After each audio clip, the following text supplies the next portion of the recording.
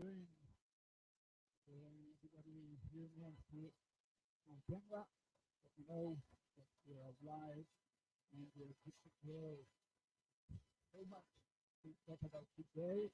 We got only 30 minutes for today's trading session, so hopefully you can prepare. Let me know that you can hear me and we will do it. So I'll share my screen quickly. Okay.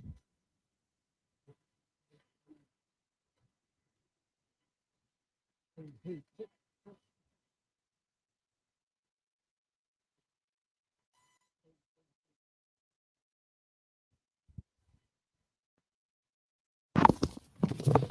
Okay, now we should be all right. Edit on mute. Sorry about that. Let's dive into this stuff, guys. And let me share my screen for a second. And then we've got like 30 minutes for today trading session. We will talk a little bit about some of the important stuff besides watching the chart. I want to, maybe eliminate or break a very known myth that a lot of the traders fall into because of, YouTube, I guess, stuff that's going on there.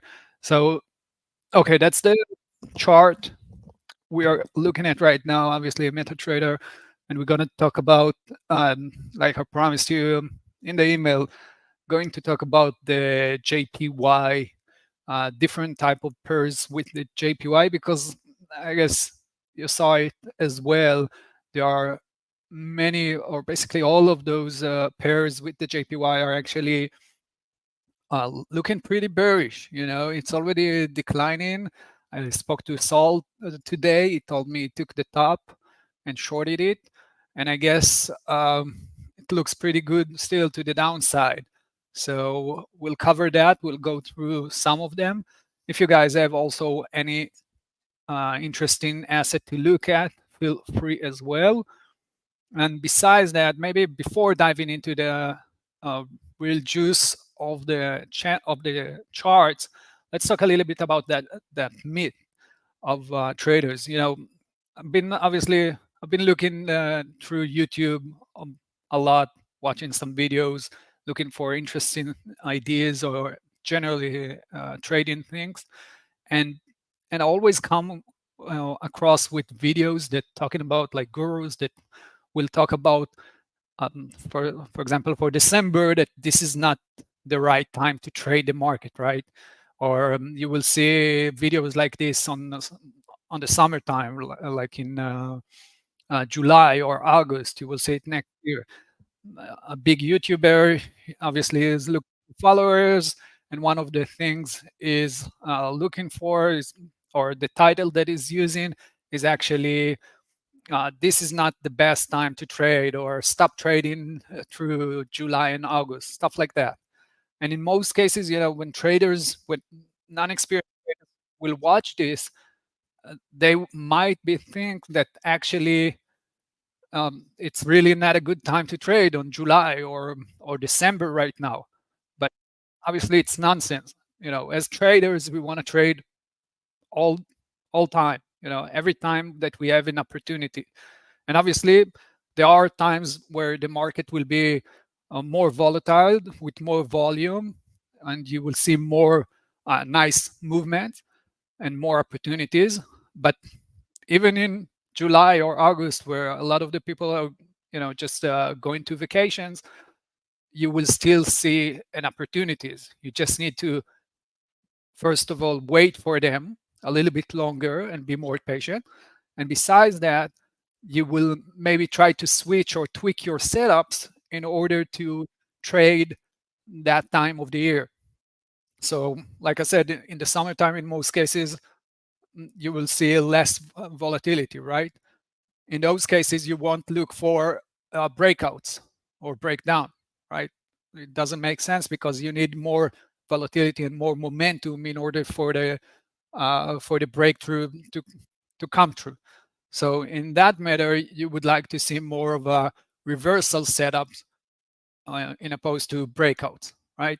So you just need to fit your strategy or your setups to the time frame or the time period or the months is that you see less volatile or more volatile market. So in that regards, you got to remember you can trade all the time, every month. There is no bad month. It's just a matter of fitting your setups and trading to that specific market. There are times where the market will go sideways, or the pair, or the stock, whatever it is, it will go sideways. There are times when it will go uptrend or downtrend. You just need to recognize that, understand that this time is more, like I said, more volatile or less, and then just fit it to your trading and the risk management around it.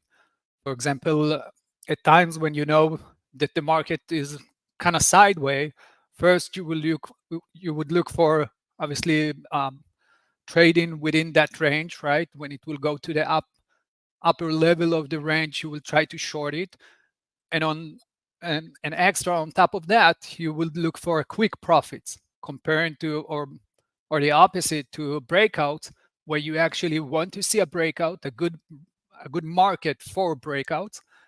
And once you in, you don't want to take your profit really fast, because if it's a good breakout and the market is helping that, then you should see a very nice momentum to the upside, for example, and a continuation move, right?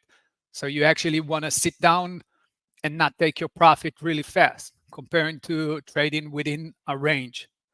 So that's the difference really that you need to pay attention to, and not fall into the trap of the gurus on YouTube that will tell you, December is not a good time to trade, or July or August, or January, because people still are in vacations after Christmas and New Year. It doesn't really matter. If you are available to trade and you have all the tools to do so, then definitely do it. Wait patiently to the opportunity and attack it. So this is kind of 2 minutes on that topic.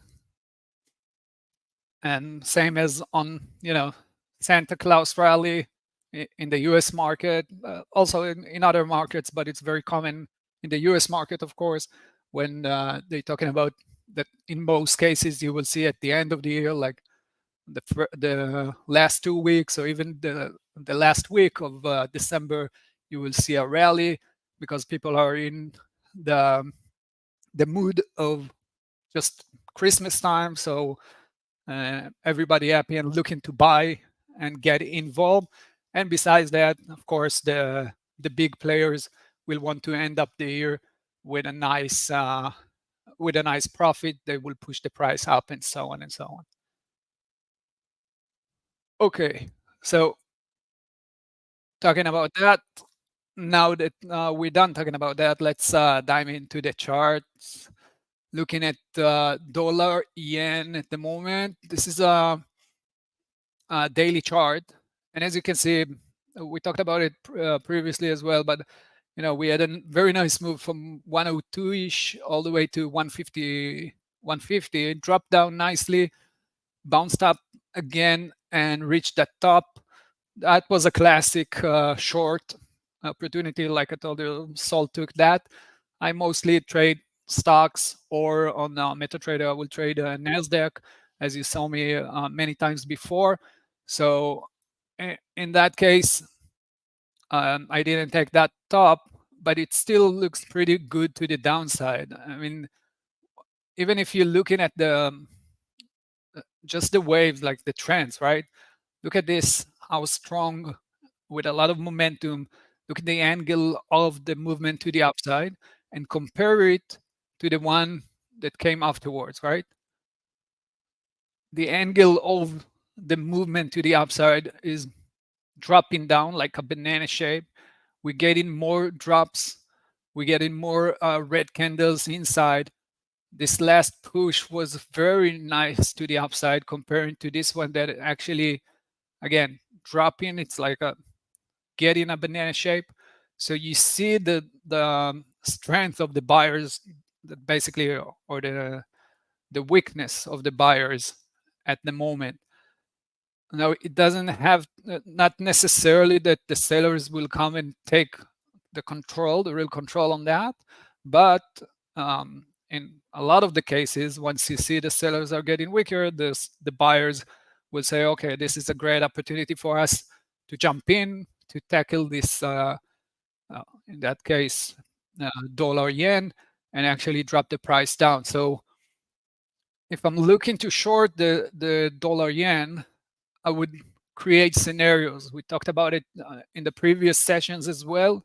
I'm basically building scenarios in order to perform or execute the trade once I will see them. So in most cases, you won't see me just click on the mouse key and that's it, I'm in. I actually want to see something occurring like a setup basically, and only then execute once I see that the setup is there, okay?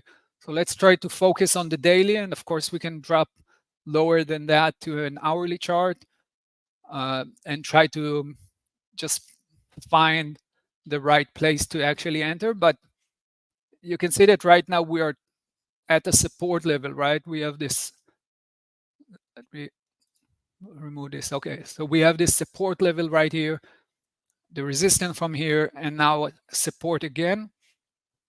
So in that case, and like always, we're not really putting it on a specific level, but actually more of a range.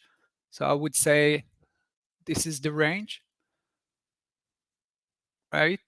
And the only thing I can do from here, first I can maybe on a lower time frame try to look for the upside, just because we are on a nice support level. But if we're looking for the downside on that, then we will have to wait until we'll break that support to show that the sellers are mean serious, and then retest that support area, or in that case resistance, and then the drop, right?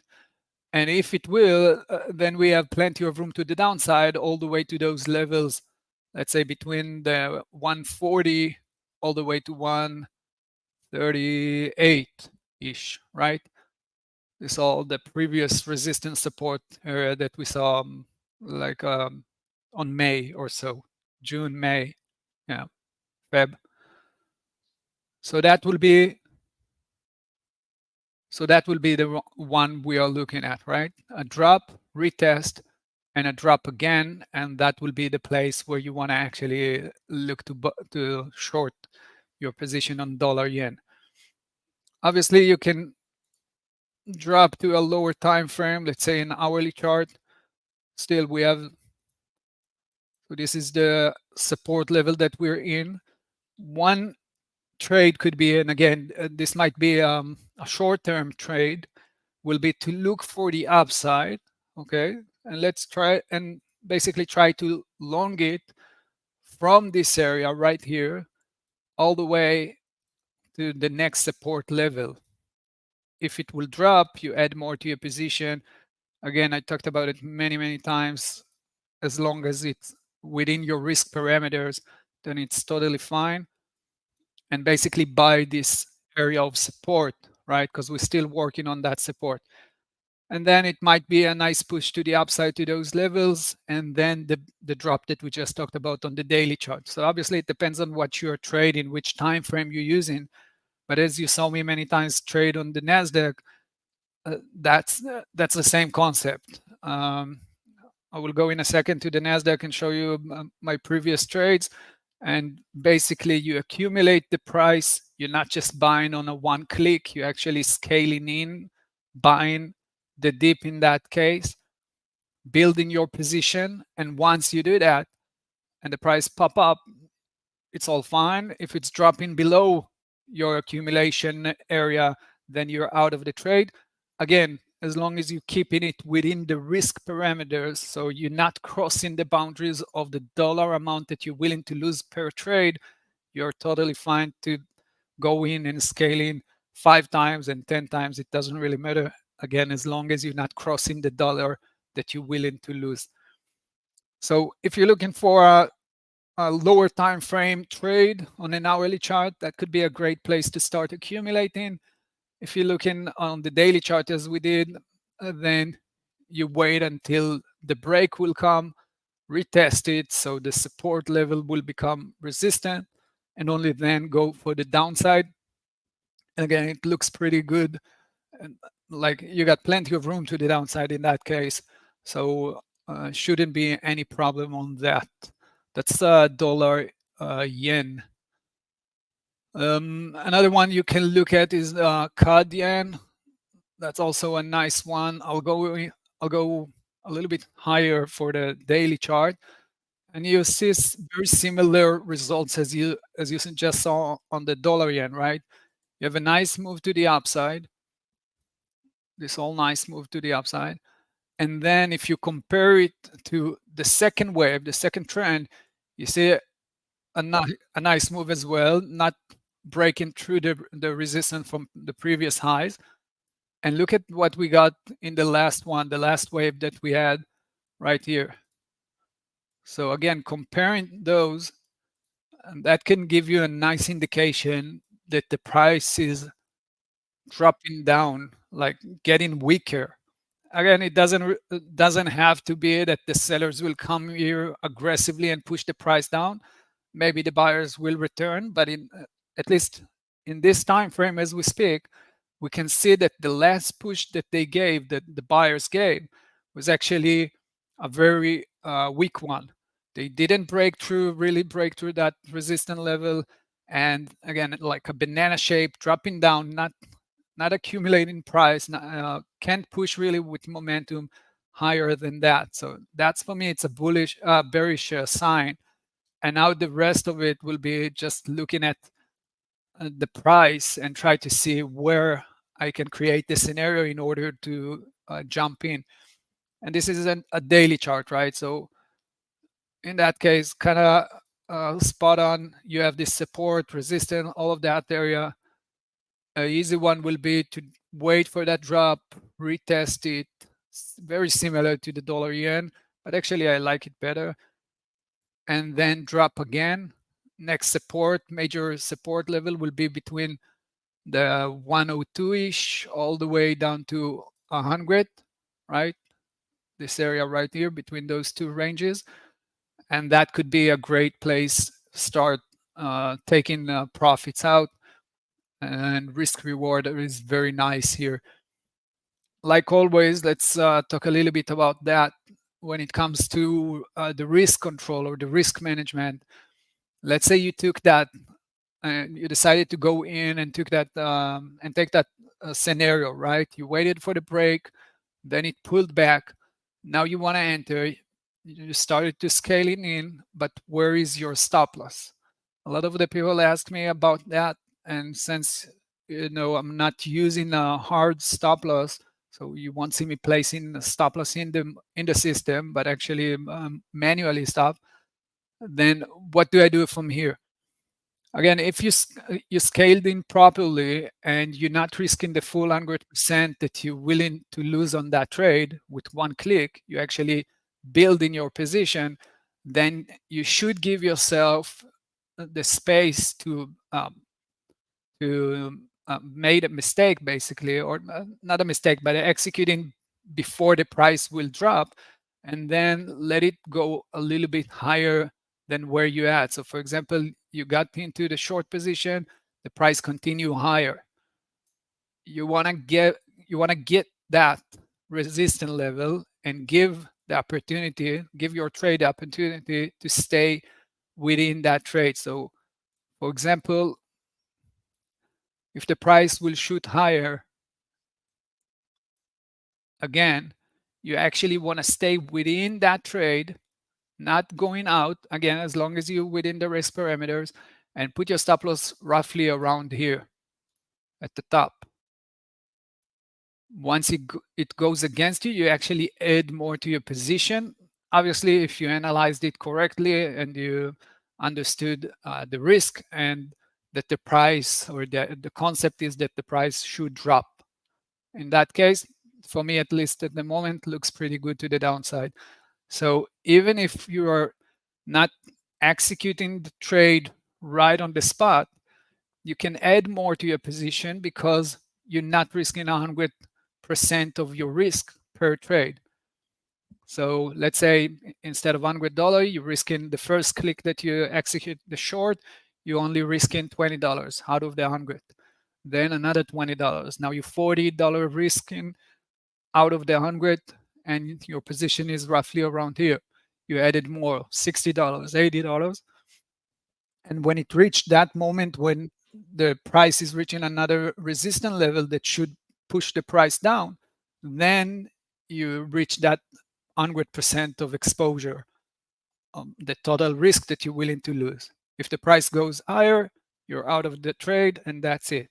But if it goes down and actually starting to work, then you have those 0.20202, like 20%, that you already took from the top.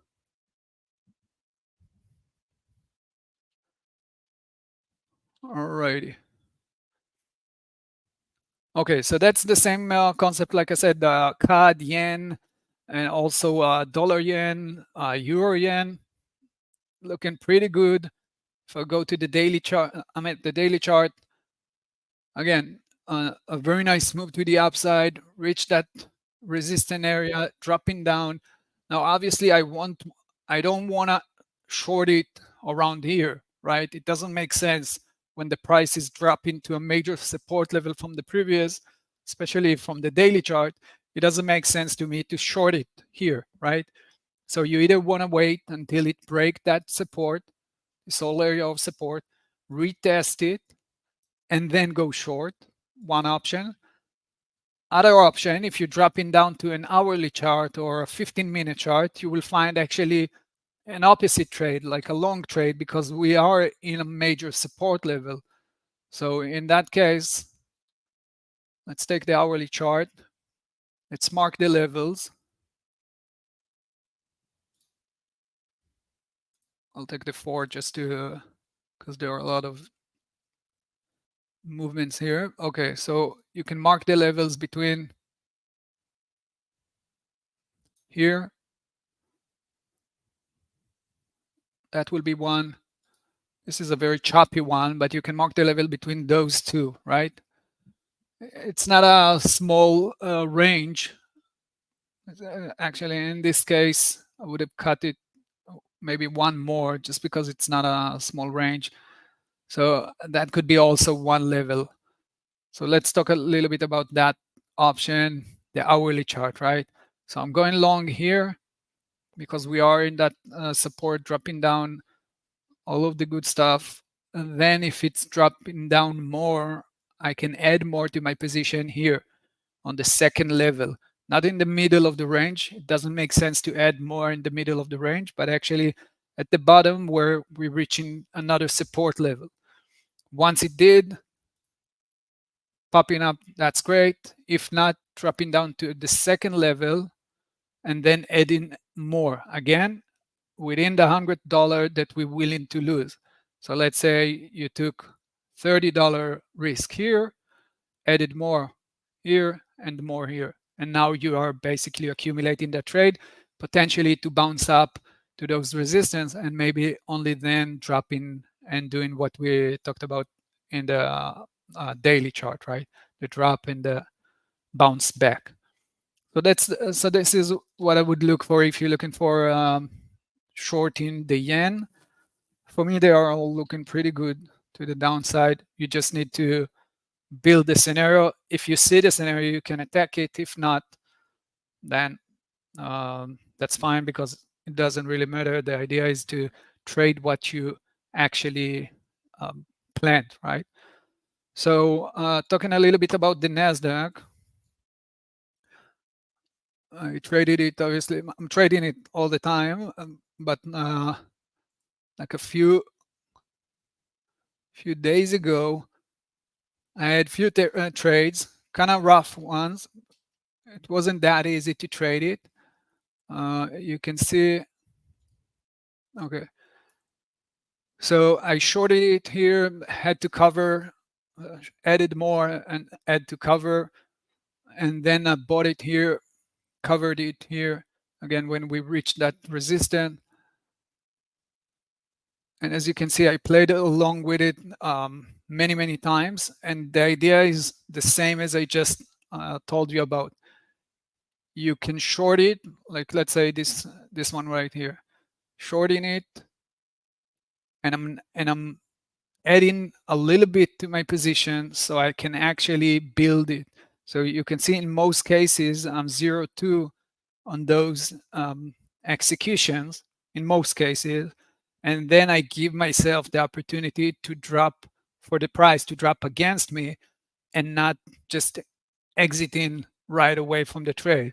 So for example, if you're looking at the last trade that I made a few days ago, basically I bought it here as it dropped to support, but I added more here at the bottom, and then when it bounced, I actually exit, right? In most cases, one of the biggest mistakes that I see the traders making is actually just buying it at the bottom, but exiting right away as it dropped just a tiny bit more. If you do that, and if you trade in like that, you don't give yourself a real chance, or you don't give the trade a real chance to develop and start working, right? If you did your analysis perfectly and you have everything organized, then you gotta give the trade the chance to start working to your favor. And sometimes it will take it a minute, sometimes it will drop a little bit more and then bounce, and so on. If you go all in at once, then you don't give yourself that chance. This is why you want to scale into your position. Obviously, I talked about it many times before in many occasions. This is by far, for me, the most important tool that you can take and start using from today, right now. If you're still buying in one chunk and putting your stop loss very tight because you're afraid to lose that trade, you're just doing it not the right way. If you don't give your a real chance for the trade to occur, then you're just messing up your trading, like you putting obstacles to your trading. Give yourself that chance. Give yourself the opportunity, or not for yourself, actually, to that trade, because you did your analysis and you know what you're looking for, etc. And you have everything right, the setup and everything. So just give it a little bit more space. In order to do so, you just need to take lower chunks. Instead of going all in with 2 lots, 3 lots, 5 lots, just take 0.2. Doesn't matter if you're trading CAD yen or the NASDAQ. Calculate it so it will be at the end, the max loss that you will take, you will know how to cut it. Let's say you're risking $100, then you cut it into 0.2 5 times. You still got plenty of room, even if the price will drop against you, because you're in that range, right? When I entered here, this is the level. So it's kind of easy to see that. Once it reached that level, I started to buy. But obviously, as you can see, there are many levels below it, not that far away. So it makes sense, especially for a volatile asset like the NASDAQ, makes totally sense that the price will drop just a tiny bit more and then will bounce. So I cannot really get into that position here and that's it, put my stop loss very tight and get out of that trade. It doesn't make sense. I need to start small, give myself the opportunity that we will see the next support level pushing the price higher, and only then add more to the position and take that trade, right? Okay, I think we covered 30 minutes. Still got plenty ahead, of course. The market will be open in a second. Nasdaq dropping nicely. Very interesting to see if we will have that bounce from here. Let's say if we're talking about even here in the Nasdaq, let's say I bought it here, right? The next support level will be right here. So when I'm entering my trade here, I'm taking into consideration that the price will drop against me and reach that support. So when I'm calculating the risk, I know from the beginning that I'm willing to add more here. This is why I will enter with a small chunk and add more as it goes against me to that second level. Add more on that second level, and hopefully from there the price will push higher. If not, I can get out of that trade with the loss that I was willing to take at the beginning. That's it, guys. Appreciate your time. Hopefully some of the stuff that we talked about today will help your trading, and I see you next time. Take care, guys.